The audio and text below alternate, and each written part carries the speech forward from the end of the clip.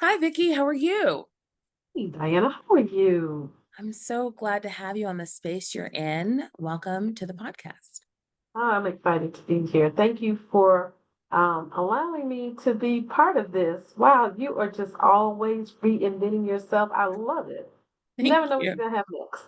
Thank you. Well, you are, I think it was that movie Jerry Maguire, like you had me at hello. Like I still remember the first time I met you and you had me at hello you know, and we I was a law student and you took me to lunch with your sister so I'm glad that you've been able to be part of my life, in all the different seasons and so thank you. But yes, so today I wanted to have a conversation, partly about just, how our lives have changed since we've met, but kind of a bigger conversation about life and, you know, how it's unfolding and what it's taught you, in your time on earth. So just to get started, can you tell the people listening a little bit about yourself? Sure. So again, my name is Vicki Blanton. I am an attorney. I am in-house counsel for a large Fortune 5 company, um, pretty well known uh, brand. And that pretty much has been my career. I've spent the majority of my career in-house counsel for very well-known companies, and I've enjoyed it. I ended up practicing law. I started out as a trial lawyer, did that for about 5 years, and by accident fell into this practice that I am now, which is ERISA attorney dealing with employee benefits and executive compensation. And so, talk about the space you're in and taking up the space you're in. Who knew that, it'd be 25 years later? And this has been a very rewarding career for me. As far as personal data, I am indeed single, divorced to be exact. I have two adult daughters who are adulting extraordinarily well. I'm You're very so proud to pretty. say. Thank you, thank you. They are, and you know what? They are just lovely, lovely people, which was really the ultimate goal. Well, okay, if you hear them tell it, which I drilled into them, was to be productive citizens. They are that.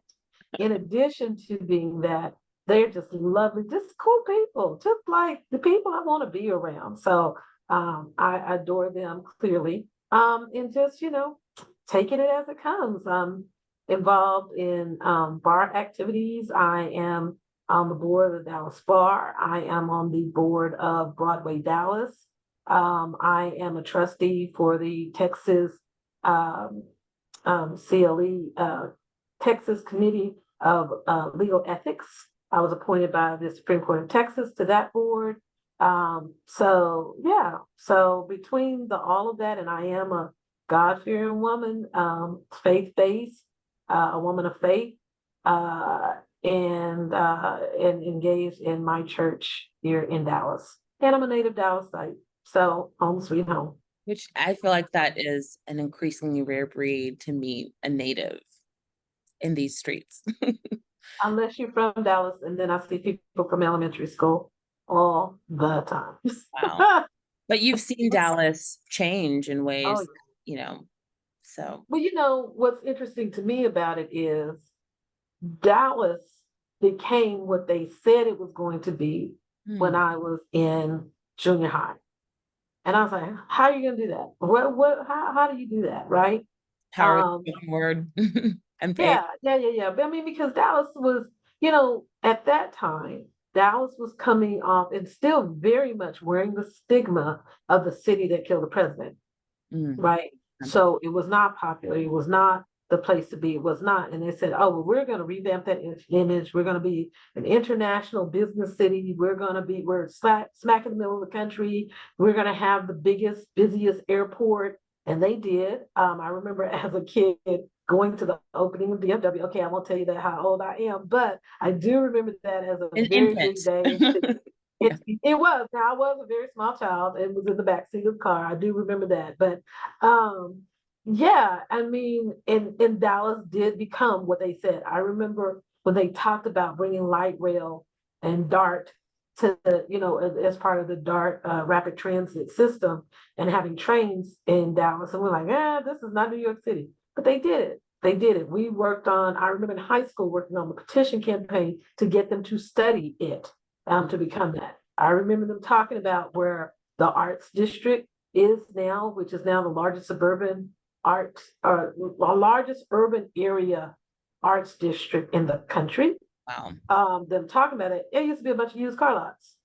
Oh, wow, As I didn't know that. beautiful, And it's like exactly, as got the Hall Arts beautiful as all that is Hotel and now. the Ryerson and the Yep, it Art used to Center be that's beautiful. Wow. very sketchy part of downtown, used car lots. Yeah, it was sketchy. And, and then they said they're gonna build a park over the freeway. We're like, how do you do that? And they did it. So if nothing else, Dallas is very much a city of being visionary and then making the vision so, kind of the and we shall make it so. Mhm. And I believe that's the heart of the spirit that is Dallas. Well, and it's so it's like people know about JFK, but I didn't realize that Dallas, was branded as the city that killed the president. And it just makes me think about how in our own lives, we can have things happen either by choice or not by choice and feel like, oh, it's over for me. Like I'm going to be known forever as the person who X, like my mother, when she had her second divorce, she's like, oh my gosh, I'm going to be that divorced woman. I can't do that. Like it'll be over. And, you know, the city of Dallas is a great example of like, if you decide to make a change and you have a vision and you speak it and you do, like, you can completely, because now it's like we've got America's team and um No, Dallas. we've always been America's team. Dallas Cow. Don't get me started on my Cowboys. We've Okay. always been America's team, and we still are. It just will take us a minute to get back around to having the championship to show for it, but we still have more championships than most of the NFL teams. So we wear that proudly. Same with We Becca. have, yeah, but here's the point I want to make, and I didn't mean to cut you off, but one thing I do want to point out, it is having the vision and doing the work, Yes. right? So, I think in this day and age, particularly with social media and all of that, that people, it's just enough for me to say it. Unfortunately, it is enough for you to just say it enough times and get enough people to repeat it. Then somehow you're a star, you're a celebrity, you're the top of the game. But then when your metal gets tested, you fold like a chair, like a stacking chair. So no, no, no, no, no. You got to speak it, visualize it, and then back it up with Yeah. the work that you do so that you are a person of substance. So that's kind of what I try to do as I go about, as I move and do different things. So when you were a little girl, in the Dallas that became what it is today, like what did you think your life was going to be like when you were at this point? What did you see? So, yeah. So, interestingly enough, I've known that I've wanted to be an attorney since I was in seventh grade. Okay. And so I worked towards that. I went to a law magnet high school, which was the very first magnet high school in the country, Skyline Career Development Center.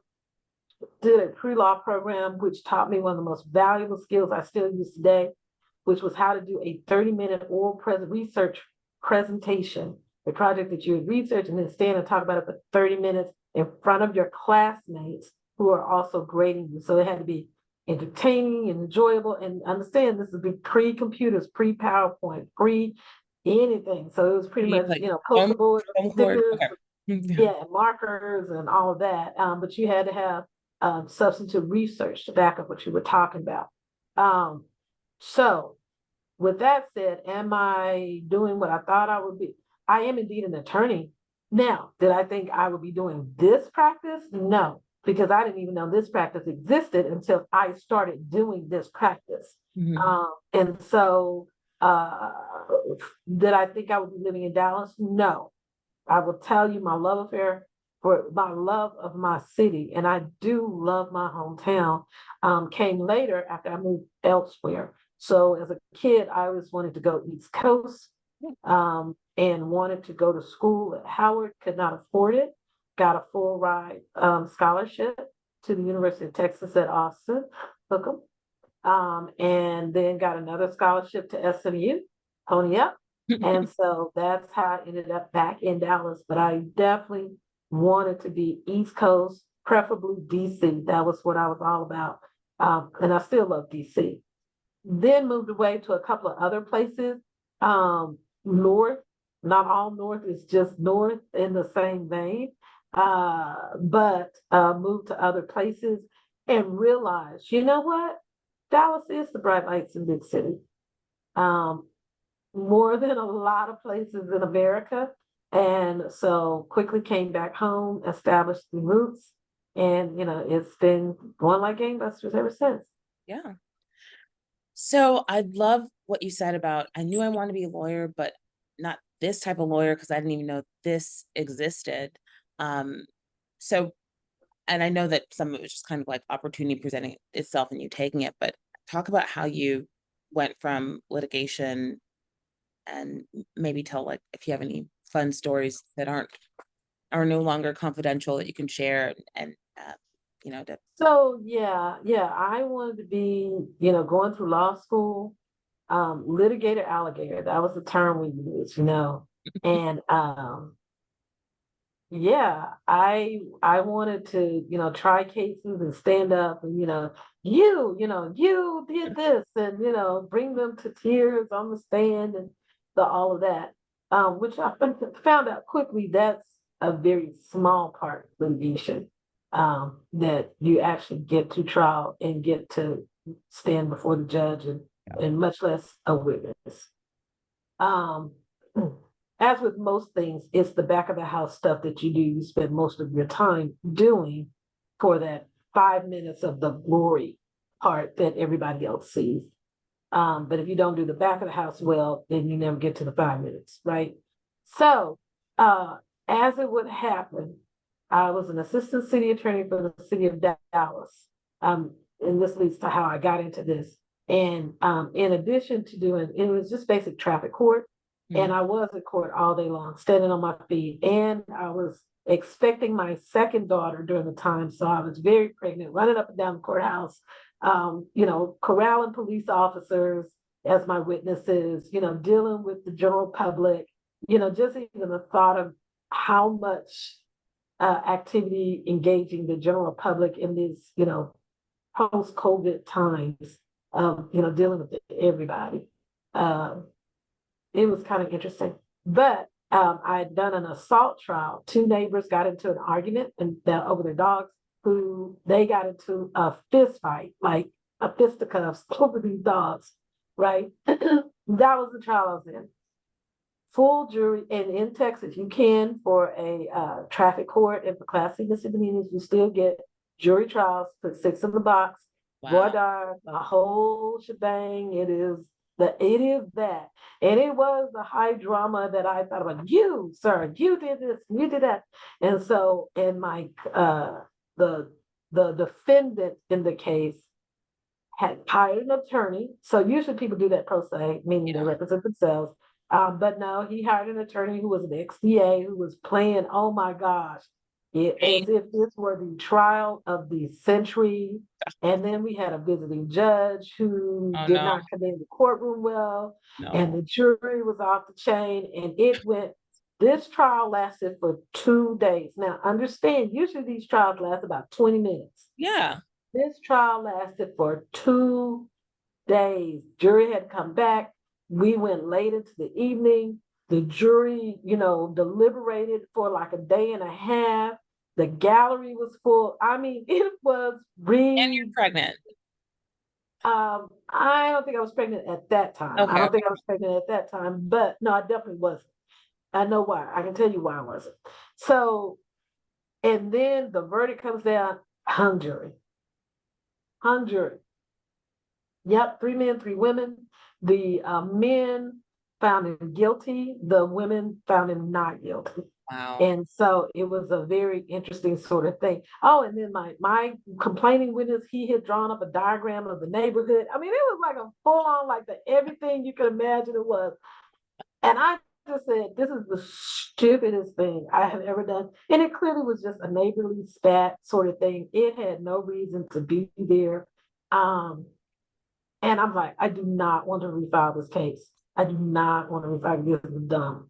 I go back to my desk. Now, before that, I had said the way the city attorney's office worked, everybody came through prosecution, everybody, including at that time the city attorney.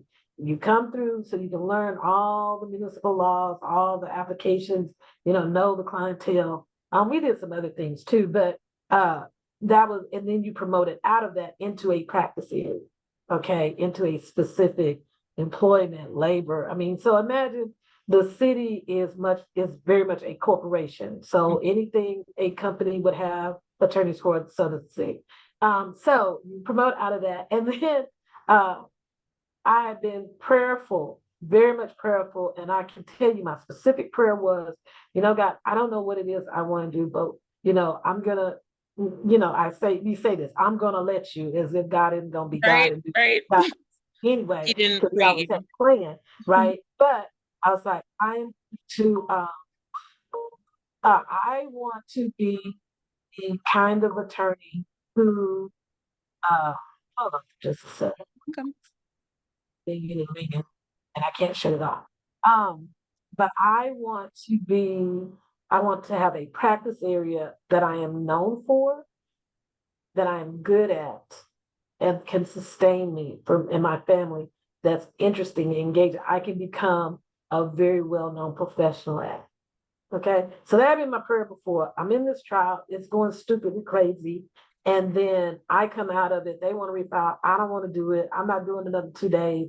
This is ridiculous. It's a stupid case. Ding, email comes through, and that's what email was new.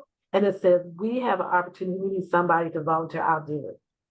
We need, we have an attorney going on maternity, I'll do it. Vicki D, you know what I don't even know what Don't that care. is. I don't even know how to spell this. I don't even know what it does. I don't know. But it's for turn, during the time when I could do anything for 6 weeks. I'll learn something new. If I don't like it, I can say I've done it, whatever. And from that, it's over 25 years later. Wow. 27 years. How old is my daughter? 27. That's how I know. Like I said, I wasn't pregnant at the time because it was after she was born. And Okay. I doing it for 27 years, and it has sustained me. And it has been all of that. It has been, it's a national federal practice. Kind of, I won't say known, but around the country. I know other attorneys around the country. It is a rare practice in that there got I probably know about 80 to 90% of the other Black ERISA attorneys around the country, but it's been very, very rewarding for me. I have seen just about every aspect of law from this ERISA lens that I'm in.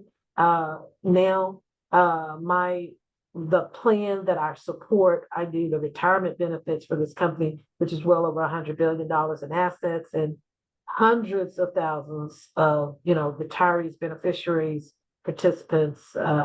So yeah, with that being said, did I plan for this? No. Could I have seen this exact thing? No. But yes, Yeah. yes. Well, and just like it's scriptural, right? It talks about how like what God has in store for us is so much greater than we can imagine, like exceedingly abundantly beyond all you could ask or think. And it's so easy as humans to get caught up in thinking, oh, like if it doesn't work out the way I planned, something's wrong. Even for those of us who call ourselves Christians and we say we believe that like what God has for us is bigger, exceedingly abundantly. And I think your life is such a great example of that. Like just wanted to be the litigator, alligator, or alligator litigator. Now you're Yeah, like yeah. this big company. And can you tell a story that's maybe was classified at the time, but it's declassified now, about just what you've experienced? And there's As one that far comes to mind, but I just don't know if I can mention it. So as life or practice or which? practice. As far as practice. Um, so one of the companies I work for is American Airlines. And it was during the bankruptcy that turned into a merger. And that probably has been the most rewarding, uh, it the most rewarding, significant. I won't say significant because I've done some significant, but it's probably the largest deal that I've ever done, because it was benefits was a significant part of American Airlines being able to successfully come out of bankruptcy as quickly as it did. And I was just so, as an attorney, that's fact, that's not really classified, if you will, but I don't think a lot of people realize I was it at the time negotiating with three unions as well as the management. One union had seven different subparts to it. So at the tables at that time, the bankruptcy itself was filed in New York City. We were here in technically American Airlines is in Fort Worth, Texas. So we were by DFW Airport, so in between there. And then my outside counsel was in DC and opposing counsel was in Chicago. And I had two daughters in high school. And, you know, at that seminal point of 10th, 11th grade, where we're trying to, you know, find ourselves and get ready to go off to college. And So I'm trying to pour in all practice SATs and the last things. And I am somewhere between those four cities at any given point in time. Uh, I look back on that and I don't know how I did any of it. grace of God. Um, but tell the truth.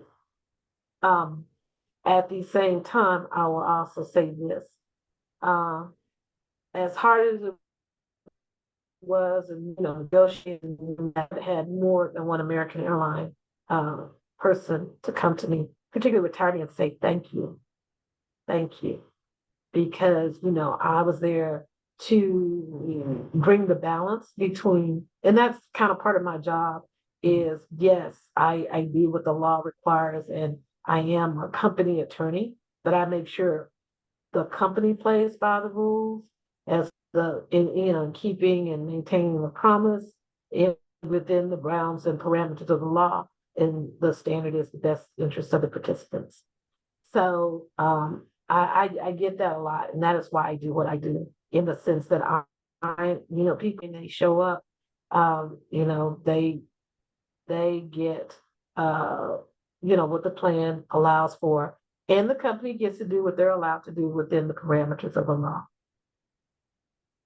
So with all that and you know, especially juggling, you know, personal and private, like what have you learned like about life, about yourself, about being a lawyer, a mother, a corporate citizen, you know, what have you learned with what how has life surprised you? You know, I'm still learning. I am, you know, significantly well, I'm to the point where I definitely realize I have few summers left, right? I'm on the backside of this thing. And so my level, if you will, of my tolerance for foolishness never was great. But I understand why people choose to live in the ignorance. It's easier. Sure. It's so much easier. I'm also learning to appreciate, um, enjoy. You know, people say, you know, it's always been about the destination. Got to get there. Got to get. When I get to this level, when I get to that, I'm truly learning to appreciate the journey. Mm. To uh, find the blessing in where you are. What does God have for you right here, right now? I am not where I thought I would be with regard. I was married for several decades, and it ended up in divorce. Very stressful time. Not just from my work life being stressful, but he was in the banking industry during the Great Recession, and it was a tight industry, and he had pressures on him.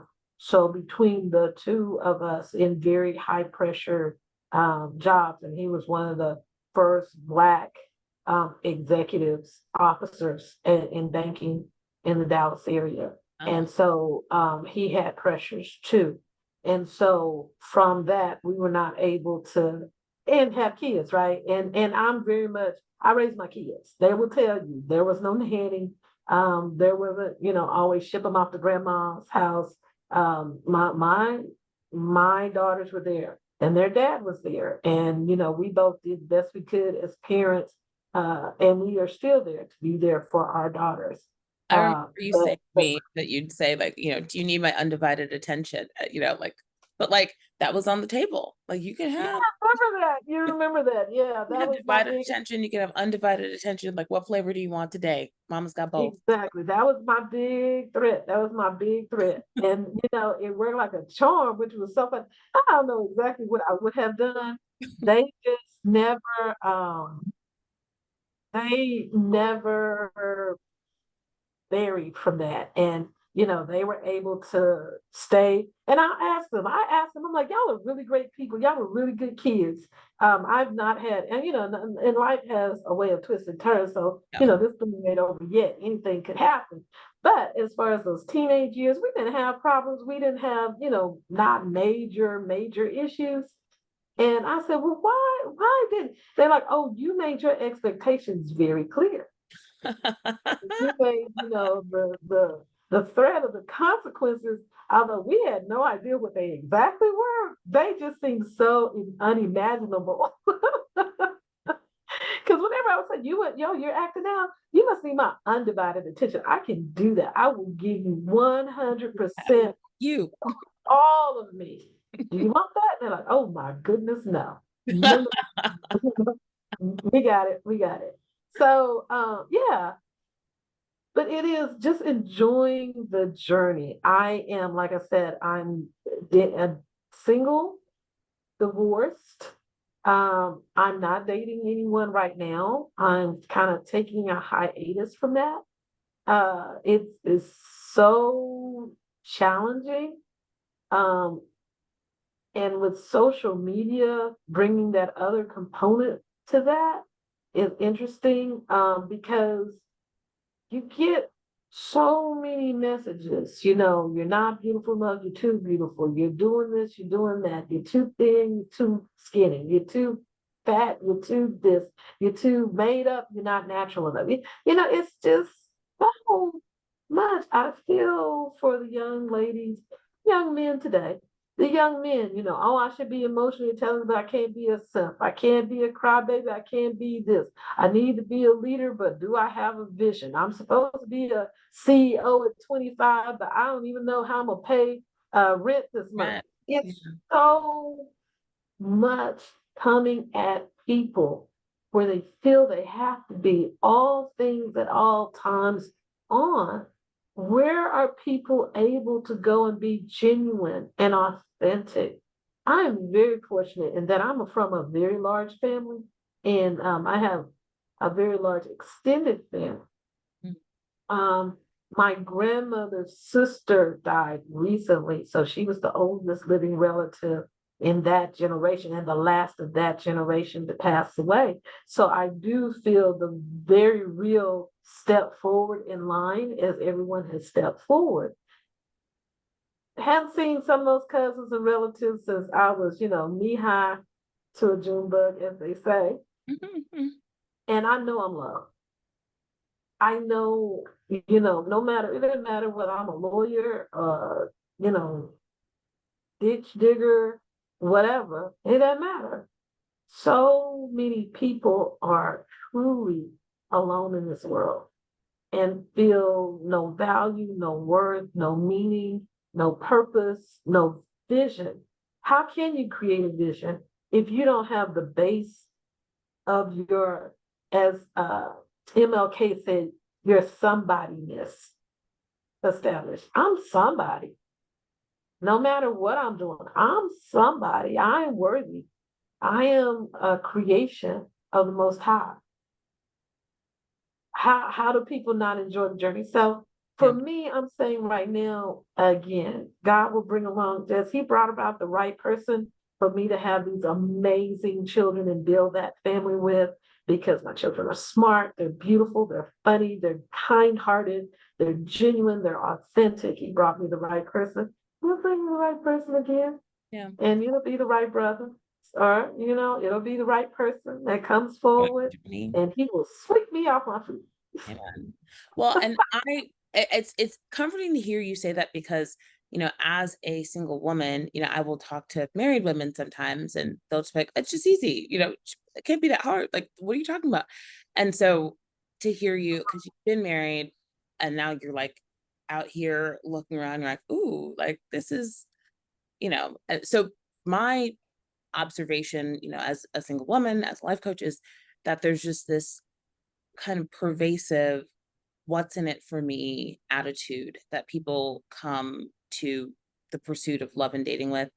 And there's no thinking about like, what do I have to give? Like, what am I, wanting to co-create? How am I wanting to um enhance, the life of a partner? Just like, is what's in it for me? And then there's also like people wanting things, but then not taking that second step to be like, and how do I become a match for that? Like, what do I need to do to be able to attract that? Like, if it's like people who win the lottery, they get all the money, but they haven't done the work to like become financially literate and all that. So they end up blowing it. It almost ends up being a curse. And, people will, end up with this person who's like, oh my gosh, they're everything I wanted, and then self-sabotage because they haven't done the work on themselves. So I think one of the things that makes modern dating uniquely challenging is the expectations that people have are so much higher. Like, it's not just like, check a couple of basic boxes, be from a good family, we kind of get along, okay, we'll get married, we'll make it work. Now it's like, do you complete me? Like, do we have a vision, like you talked about? Like, are we spiritually this, that, and the other thing? Like, we want partners to be so much more than has kind of ever been expected, which I think creates exciting opportunities, but it also makes dating more challenging and kind of it can be frustrating. But I think a big part of success is just having that faith. And like we said at the beginning of the conversation, being willing to do the work and, you know, Mm. Well, part of it is too, I say there are two aspects to it because, my marriage was good. When it was good, it was good. And so I know what it is to be in a marriage relationship with my best friend. We mm, were best friends. And I will tell you that part of it, aspect of it is what I probably missed and miss the most. Oh, that's my best friend. Let me tell you about this. And, just like your best friend, you have a shorthand way of saying things and yeah, you have a history. And so, they know you, they know what you're going to react to and, all that sort of stuff. Um, but it is just like being a leader. The best leaders are servants. mm, People don't think of it that way because it's an antithetical sort yeah, of thing, right? So to be, to receive love, you got to give love, yeah, right? There's the talk about the different love languages and people give and receive. But at the end of the day, it is about opening yourself up to be vulnerable, to give of yourself more than you receive, mm, right? That's how you receive. You can't receive with a closed fist, right? You got to open your hand and you have to give. So that's, the interesting part about that. The other aspect I would say, what dawned on me in the middle of being married is marriage is it is every relationship you can have with another human being in one, yeah, in one. And so some aspects of it, and I mean, I guess this is the corollary to it, like anything else, some things you will be better at than others. Maybe you're better at the romance. Maybe you're better at the business. Maybe you're better at the friendship. Maybe you're better at the family aspect of it. Maybe you're better at the community partnership of it. But it is in this one person is supposed to embody every aspect of every kind of relationship you can have with another human being. So in some things, aspects you would never have with another human being, right? There are some people I would never be in business with. I have really good friends. I would never be in business with them. There are right. some You know business them. people I don't ever want to be friends with. I can never be friends with, Mm, but you expect all of this in one person. And so perhaps if you acknowledge and we're really good at this one aspect of the all relationships of it, and maybe, and one thing I will say too, I picked up is leaning into the positive of what I'm good at instead of because now, like I said, I have limited summers left. Instead of I'm gonna beat myself up and just work extra hard of what I'm not good at. Right. I don't have time for that. I don't Right. have if I haven't, mastered it at this point or at least managed it, learn to, even if you can't get to mastery, get to manage it, right? Acknowledgement, management of it. Then that's where I'm leaning into. Outsource. Yeah. Outsource as much as you can. Yeah. You're good at that. Yeah, so just do that and do what makes you feel good. That isn't harmful to you, someone else, legal. um, Emphasis on the legal. yeah, Yeah. but what brings you joy? Mhm. What brings you happiness? What brings you, and understand happiness is temporal and joy is spiritual. What makes you a better human being?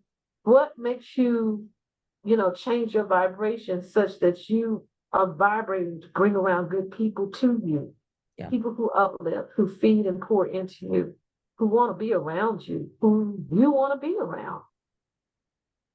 Well, and That it I know that for especially working professionals or people with small children, it's so easy to get caught up into project management mode that you forget, what you enjoy.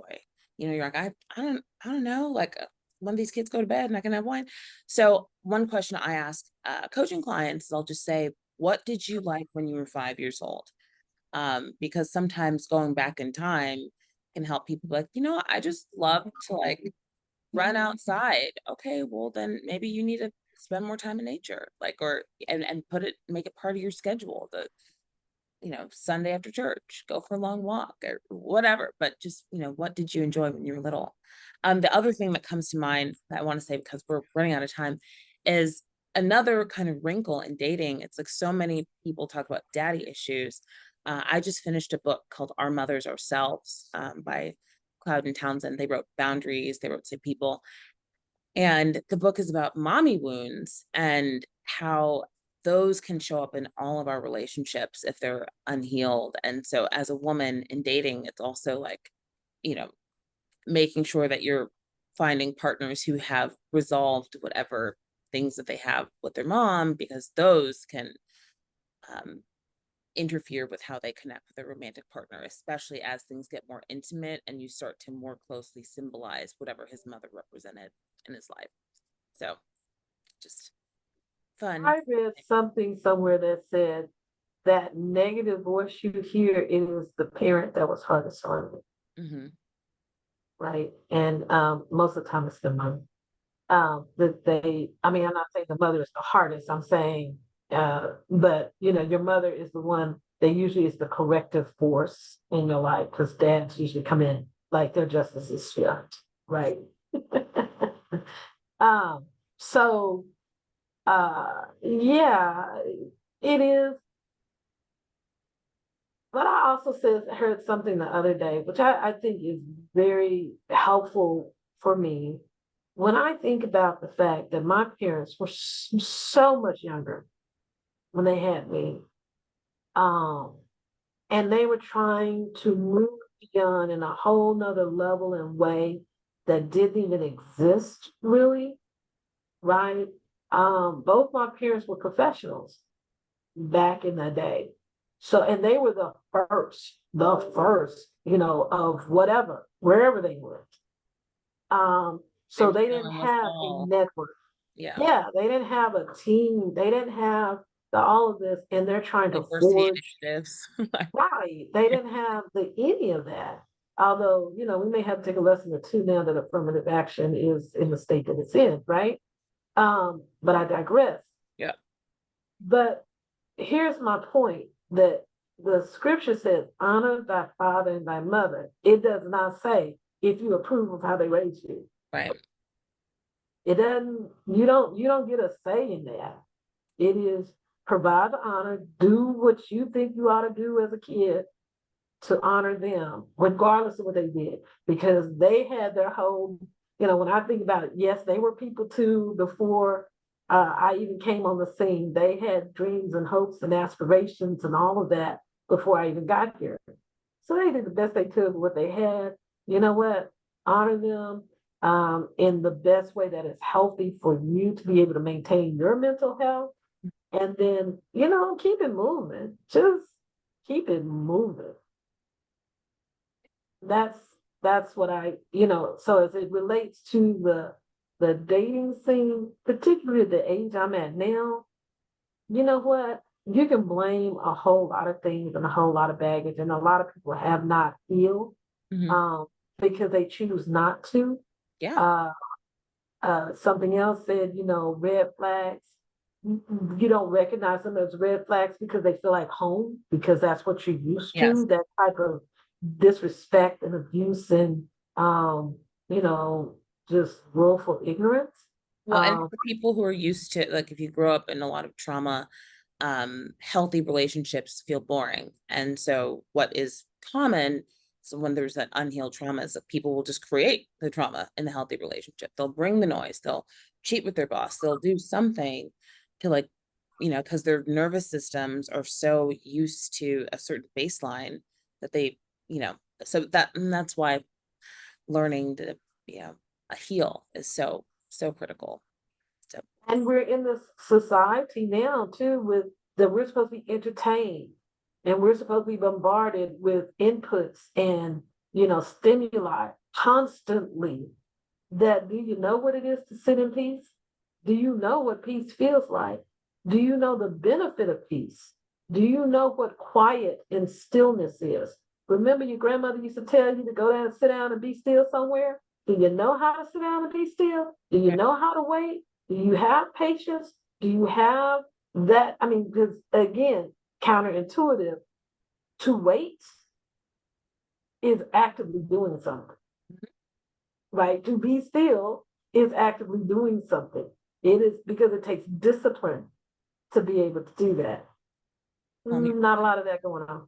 yeah, that's true. People want, like, I grew up doing ballet, and even 20 years ago, I remember being in a class and an instructor complaining about, 20 years ago, about how people didn't want to sit and watch ballets anymore. They just wanted MTV, the way that and I'm like, that was before iPhones, that was before uh, Instagram. It was before Facebook, and it's that much more true now. Like, sitting and just enjoying stillness and being alone with yourself and your thoughts, and it's like it's not what people want to do. So Well, because too, sitting alone with your thoughts sometimes is a scary place, yeah. right? Because you're cleaning, it's like going into the attic and all these things you stored away or forgotten or this or that.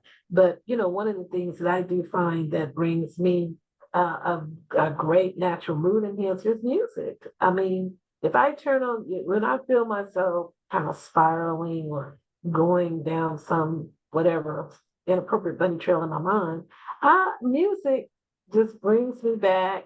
And then there's so many genres you can decide if you want to have a up hippie day, you want to be workout mode. You want to be chill, relaxed. You want to be, mindful and thoughtful. Um, that is like the quickest, easiest way. And I don't know anybody that doesn't like music of some kind. It Right. might be not be my taste of music, but everybody likes some form. I agree. So, I love using music in the morning when I'm on the way to the gym to help me, like, wake up. And then I am a huge fan of, it's called Vitamin C Quartet, and they do instrumental versions of popular songs. And so oh no. a lot of that when I'm working, and but yeah, I love the tip about music because it's one that I use. So we are out of time, and I know that you are so busy. We've actually gone a little bit over than I thought we would, but I was having fun listening to you talk. So thank you for being generous with your time today and for coming on the podcast. And I hope that the people who listen will just get inspired by your story and your faith and the way that you have, you know, just done so many different things and been open to the path that God has for you. So thank Thank you. you so much for the opportunity to be here. I'm so, I hope this doesn't sound condescending, but I'm so proud of you. Oh, I love your energy and the way you just go for it and you just make it happen. The next thing, I just love watching. I sit here like, what Diana got next, what she got going on next. So it's very energizing. Thank you for sharing your talent with the world. You. Well, have a great day, Vicki. Take care.